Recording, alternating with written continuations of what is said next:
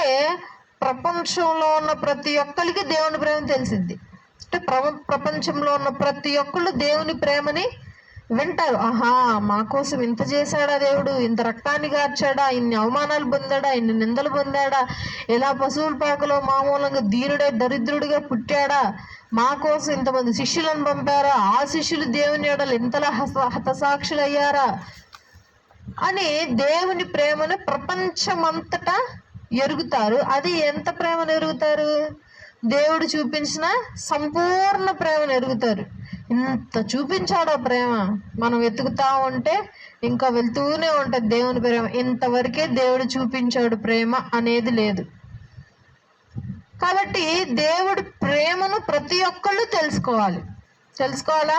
ఇప్పటికీ మన చుట్టుపక్కల ఉన్న వాళ్ళకి కూడా తెలియదు యేసుక్రీస్తు అనే పేరేంటో, అసలు ఆయన ఎవరో తెలియదు, ఈ గ్రంథం ఏంటో తెలియదు.